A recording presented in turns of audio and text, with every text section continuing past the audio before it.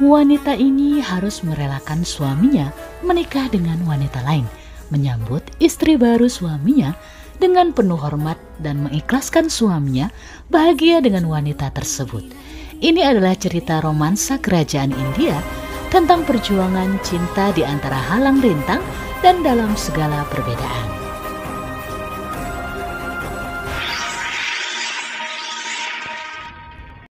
Hai kawan, Assalamualaikum.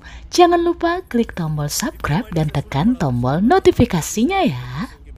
Film dimulai dengan memperlihatkan kerajaan Maratha, di mana raja sedang mencari Peshwa atau Perdana Menteri untuk menggantikan Peshwa sebelumnya yang meninggal dunia.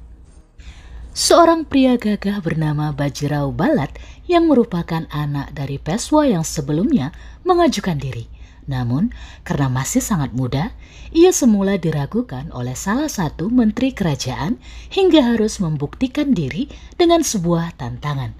Bajirao diminta untuk membelah bulu merak dengan panahnya. Bajirao melepaskan panahnya. Namun, panah yang menembus tanah membuat semua orang berpikir ia gagal. Tapi ternyata, Bajirao justru mengincar ujung bulu tersebut. Ia membelahnya menjadi dua, bahkan meskipun bulu tersebut tertutup tanah. Kemampuan dan kecerdikan Bajirao membuat ia dipilih menjadi Peshwa kerajaan Maratha. Bajirao pun menduduki jabatannya dengan diagung-agungkan oleh seluruh rakyat. Kashi, istri Bajirao, melempar senyum dari kejauhan. Mulailah perjuangan Bajirao dari kerajaan Maratha menaklukkan kerajaan Muslim di India untuk memperluas sekutu dan daerah kekuasaan selama bertahun-tahun. Namun, suatu hari saat Bajirao sedang membahas taktik pertempuran selanjutnya, seorang prajurit dari kerajaan Hindu lainnya bernama Budelkhan menerobos masuk untuk meminta bantuan kepada Bajirao sebab kerajaan mereka sedang dikepung musuh kerajaan lain. Prajurit tersebut ternyata adalah seorang putri kerajaan Budelkhan bernama Mastani. Itu adalah kali pertama Bajirao bertemu dengan Mastani. Melihat keberanian Mastani, Bajirao bersedia membantu kerajaan Hindu tersebut. Dalam pertempuran yang terjadi, Bajirao dan prajuritnya mampu membinasakan habis musuh. Bahkan rajanya tewas di tangan Bajirao. Tapi ada satu momen di mana Bajirao mengira bahwa Mastani di hadapannya ingin menyerangnya. Segera Bajirao menebaskan pedang kepada Mastani hingga Mastani terluka dan kehilangan kesadaran. Bajirao merasa sangat bersalah setelah mengetahui bahwa Mastani ternyata berusaha melindungi Bajirao dari musuh yang ada di belakangnya. Bajirao membawa Mastani ke kerajaan Budelkhan dan di sana ia ditahan oleh raja untuk menetap sementara karena ada perayaan Holi. Sembari raja mengucapkan banyak terima kasihnya ya Bajirao. Mastani mulai menanamkan rasa cinta di hatinya kepada Bajirao. Bajirao pun begitu. Ia terpikat pada kecantikan dan keberanian Mastani, di mana keduanya saling merasa berhutang budi. Bajirao berhutang nyawa kepada Mastani, dan Mastani berhutang keselamatan kerajaannya kepada Bajirao. Sebagai hadiah, Peshwa memberikan belatinya kepada Mastani.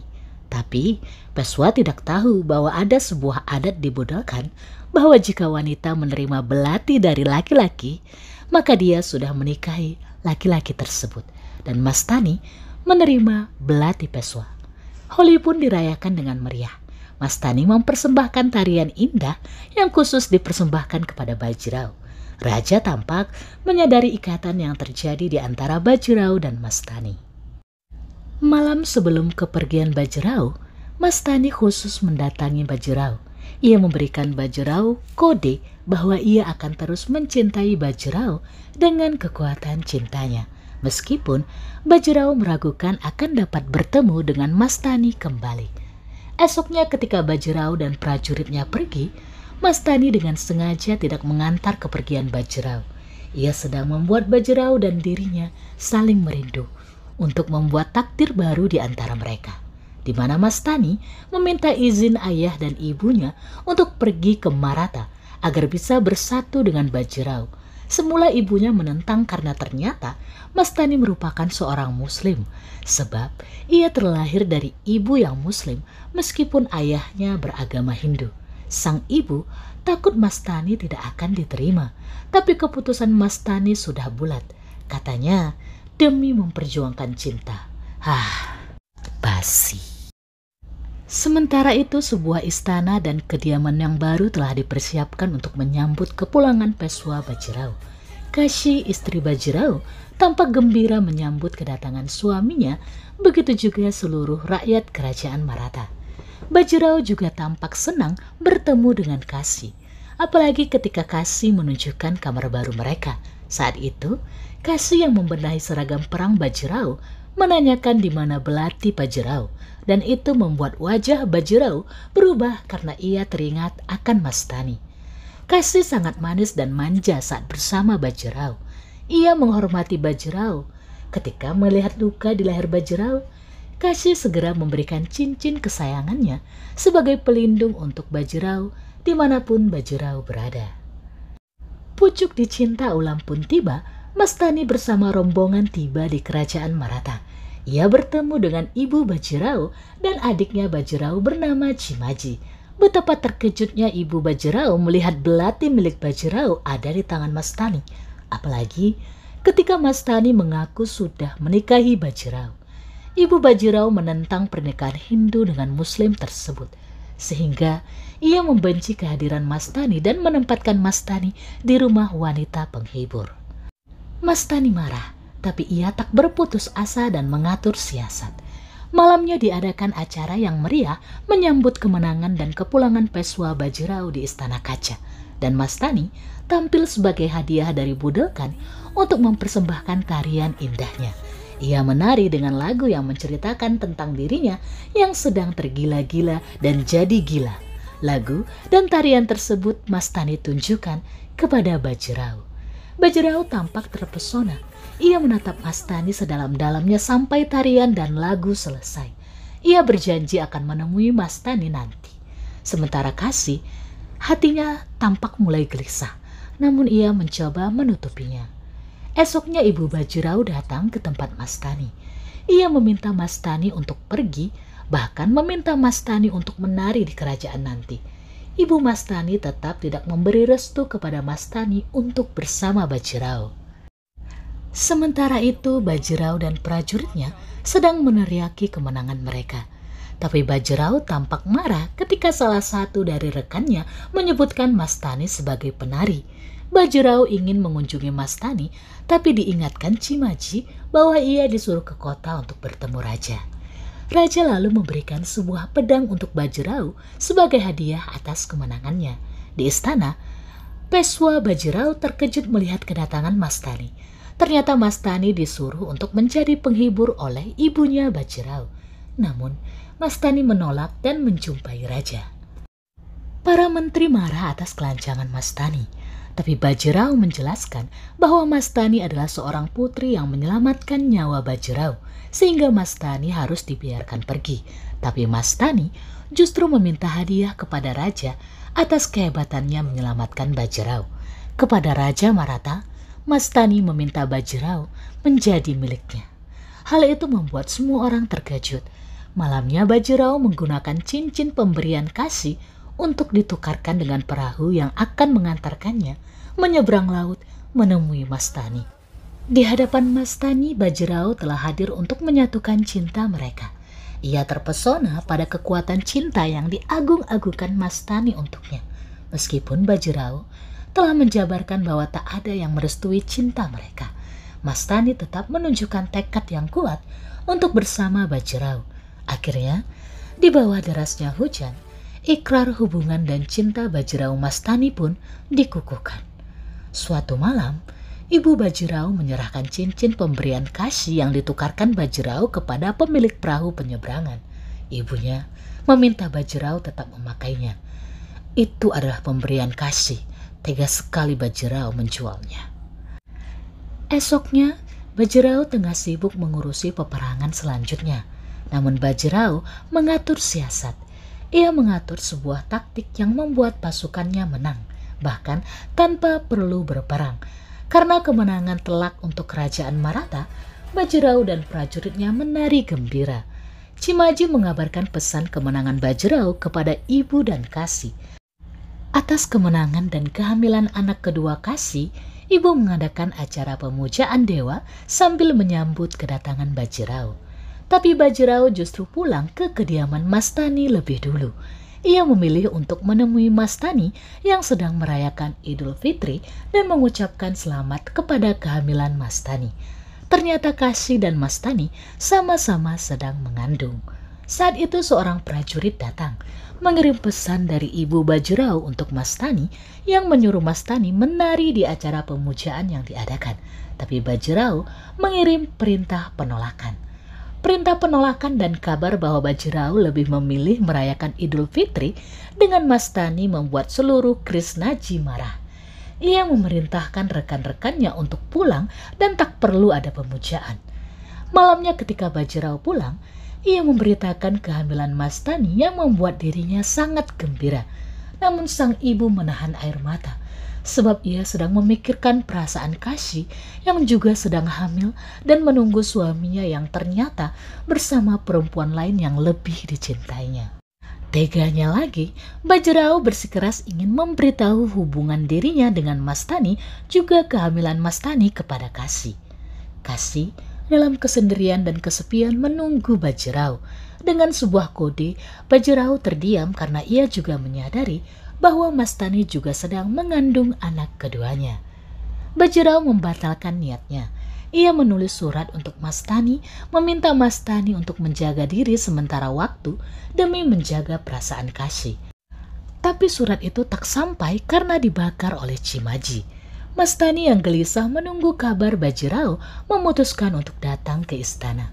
Bajirao yang mengetahui kedatangan Mastani segera menuju istana kaca tempat Mastani berada.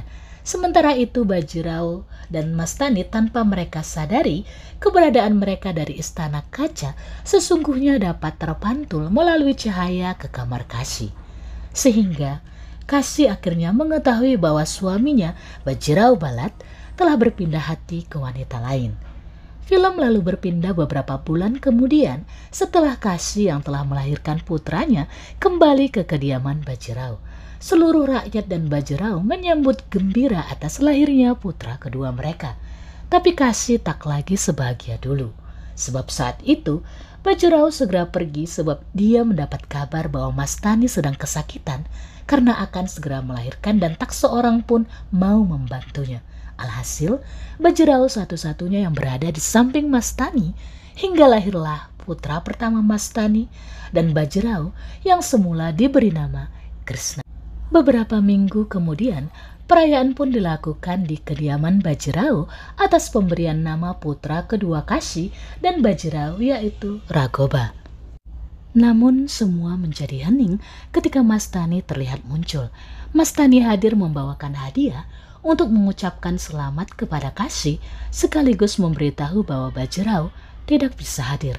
Dalam kehadirannya, banyak hinaan yang diterima olehnya termasuk perbedaan agama mereka. Tapi sudahlah tidak ada pada acara pemberian nama putra kedua dari istri pertamanya Kasih. Bajirao justru tampak semangat meminta pada Krisnaji untuk diadakan upacara pemberian nama untuk Krishna putra pertamanya dengan Mastani. Krisnaji selaku pemuka agama menolak mengadakan sebab tidak sesuai dengan adat dan agama mereka, di mana Mastani dan Bajirao menikah di luar adat agama Hindu sehingga mereka menganggapnya anak haram. Marah mendengar itu, Bajirao tegas mengatakan bahwa Krishna akan ikut agama Islam dan mengganti nama menjadi Samsir Bahadur. Ia bahkan membagikan manisan ke seluruh prajuritnya untuk mengumumkan keturunan Muslim pertamanya. Cimaji terkejut dan tampak marah, apalagi ketika Bajirao menyerahkan pemberitahuan bahwa ia akan memberikan beberapa lahan kerajaan Maratha yang jadi miliknya menjadi milik Mastani. Meskipun adik kakak, keduanya kini terlibat perdebatan sengit. Berita perdebatan Cimaji dan Bajirao sampai ke telinga ibu dan Kasih. Mereka putus asa dan tak tahu harus berbuat apa.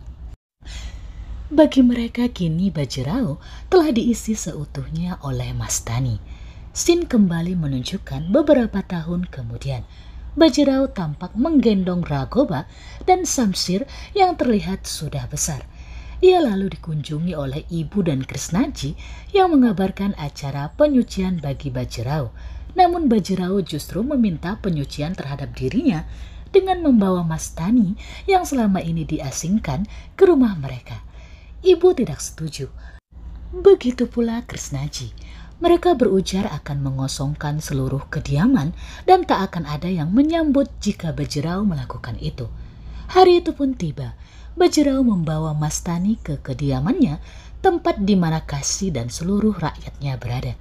Tidak ada orang, hanya Kasi yang mengikhlaskan hati menjaga kehormatan suaminya yang tetap setia menyambut kedatangan suaminya dan wanita lain suaminya. Kasi menguatkan hati menyambut Bajirao dan Mastani, tapi di kamarnya ia menangis sejadi-jadinya. Ternyata rasa sakit Kasi dilihat oleh putra pertamanya, yaitu Nana yang baru pulang dari kerajaan. Nana membenci Bajirao dan mengucapkan kata-kata penghinaan, tapi Kasi marah dan tetap membela Bajirao. Tapi malam itu saat Kasi hendak menuju pemujaan yang sedang dilaksanakan, seseorang mencegatnya dan memberitahukan bahwa Mastani akan dibunuh. Kasi mulai gelisah. Sepanjang langkah ia memikirkan tindakannya. Sementara itu, di kediaman Mastani, ia telah diserang habis-habisan. Dengan menggendong putranya, Mastani bertarung sekuat tenaga. Dan ketika ia tak lagi mampu, Bajirao pun datang menyelamatkannya. Ternyata Kasi memberitahu Bajirao tentang apa yang terjadi dengan Mastani.